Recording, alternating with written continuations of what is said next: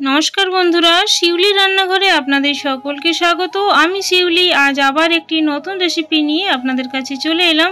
আজ আমি তালের লুচি বানাবো। চলুন দেখে নিন আমি কিভাবে তালের লুচি বানাই।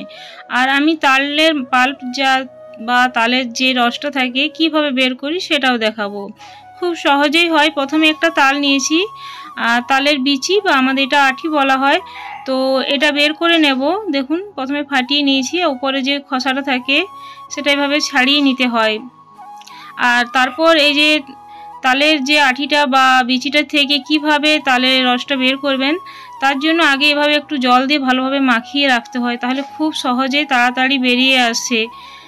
তো দেখুন আমি কিভাবে এরকমভাবে মাখিয়ে মোটামুটি 1-2 মিনিটের মতো রেখে দেব। তো তারপর যে কোনো একটা পাত্র নিতে হবে, ছিদ্রযুক্ত কোনো পাত্র নিলেই হবে। তো আমি এখানে ছাকনাটা নিয়েছি, এটা সামনে ছিল সেটা দিয়ে আমি করে নিচ্ছি। তো আপনাদের কাছে যে কোনো ছিদ্রযুক্ত পাত্র দিয়ে এই তালের পাল্প বা রসটা বের করে নিতে পারেন। তো খুব সহজেই হয়ে যায় আর খুব বেশি একটা টাইম লাগে না। তো আমি এভাবে পুরোটাই বের করে নিয়ে তারপর আপনাদেরকে দেখিয়ে দিচ্ছি। দেখুন নিচে দেখেই বোঝা যাচ্ছে খুব সুন্দরভাবে বের হচ্ছে। আর পুরোটাই দেখুন বের করে নিয়েছি। এবার ওটা আমি একটা কড়াইয়ের মধ্যে দিয়ে নেব। এটা দেওয়ার পর আমি কিছুক্ষণ গরম করব। তো কড়াইয়ের মধ্যে চাপিয়ে আঁচটা মিডিয়াম রেখে, আর এখানে আমি গুড় ব্যবহার করছি, আপনারা চাইলে চিনি ব্যবহার করতে পারেন। তো গুড় দিলে ভালো হয়, আপনারা চেষ্টা করবেন গুড় দেওয়ার। আমি এখানে 3 চামচ দিয়ে নিলাম।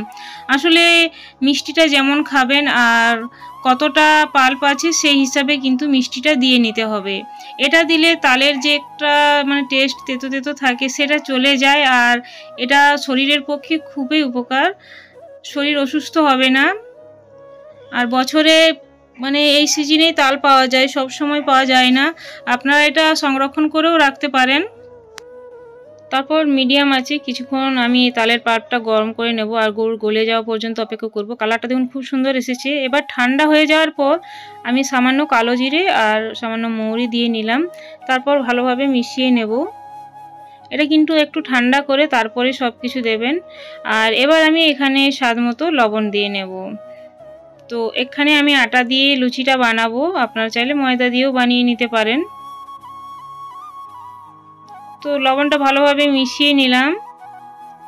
এবার এর মধ্যে আমি একটু একটু করে আটা দিয়ে নেব। এখানে কিন্তু কোনো রকম জলের ব্যবহার হবে না। এই পাল্প দিয়েই যতটা আটা মাখা যাবে সেইভাবেই মেখে নিতে হবে। তার জন্য একেবারে বেশি আটা না দিয়ে একটু একটু দিয়ে নেবেন। তো আমি দেওয়ার পর ভালোভাবে মিশিয়ে নিচ্ছি। আর কতটা দিচ্ছি সেটা আমি বলছি না, কারণ এটা কম বেশি লাগতে পারে। তো আরও একটু দিলাম, দেখলাম যে নরম আছে, তখন আর একটু আটা আমি দিয়ে নিলাম। তো প্রথমে ভালোভাবে এভাবে খুন্তিটা দিয়ে বা হাতা দিয়ে মিশিয়ে নিয়ে তারপর হাত দিয়ে কিন্তু ভালোভাবে একটা ডো বানিয়ে নিতে হবে। আমাদের লুচির জন্য যেমন ডো বানায়, তো খুব শক্ত যেমন না হয় এদিকে একটু খেয়াল রাখবে, তাহলে লুচিগুলো খুব নরম নরম হবে।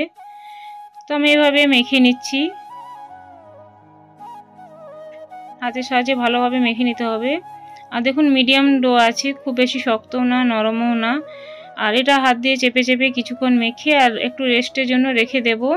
তো আমি হাত দিয়ে তেল মাখিয়ে নিয়েছি, আর তেল মাখানোর পর এই আটা ডোটার মধ্যেও আমি মাখিয়ে নেব।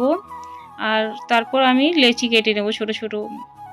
লুচিগুলো যেরকম বড় বানাবেন সেই হিসাবে লেচি বা লুই যেটা বলবেন, তো সেগুলো কেটে নিতে হবে। তো প্রথমে আমি এভাবে কি মাপের কেটে নিয়ে তারপর আমি হাত দিয়ে গোল করে নেব, তাহলে বেলতে সুবিধা হবে। আর এটা খুবই টেস্টি হয় খেতে, একবার অবশ্যই বানিয়ে দেখবেন। তারপর আমি এই সময় তেল গরম হতে দিয়ে নেব।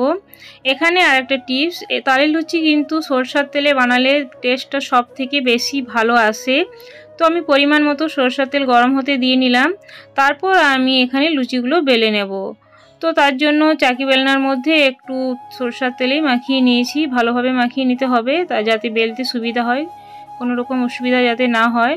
তো দেখুন বন্ধুরা আমি এভাবে বেলে নিচ্ছি, লুচি যেরকমভাবে বেলা হয় সেরকমভাবে বেলে নিচ্ছি।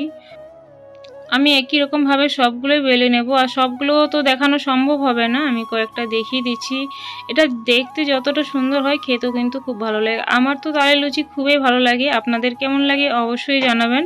আর আমার এই ভিডিওটাও কেমন লাগলো অবশ্যই কমেন্টে জানাবেন। তো কয়েকটা লুচি এভাবে বেলে নিলাম দেখুন। আর একেবারে সবগুলো বেলবেন না, কিছু কিছু বেলবেন, তারপর লুচিগুলো ভেজে নেবেন। তো আমি কয়েকটা এরকম লুচি বেলে তারপর এগুলো ভেজে তারপর আবার বেলবো, কারণ একসাথে সব যদি বেলে রাখা হয় ভালো ফুলবে না। তেলের মধ্যে লুচিটা দেওয়ার পর এখানে এভাবে একটু নাড়িয়ে নিতে হবে, আর তারপর উল্টে দুদিকটা খুব সুন্দর কালার আসবে। দেখুন এর কালারটা এমনিতেই খুব সুন্দর, আর তারপর একটু ভাজা হলে কালারটা আরও দারুণ হয়ে যায়, আর দেখেই লোভ লাগবে। তো আমি আরও একটা দেখিয়ে দিচ্ছি, সব তো দেখানো সম্ভব হবে না। আর তালের লুচি প্রত্যেকটা কিন্তু একই রকমভাবে ফুলবে না, কারণ কালো জিরে আর মৌরি দেওয়া থাকে বলে এরকম হয়।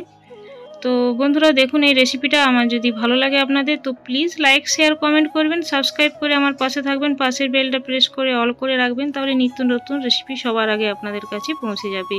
আর বেশি ভালো লাগলে প্রিয়জনদের মধ্যে শেয়ার করতে ভুলবেন না।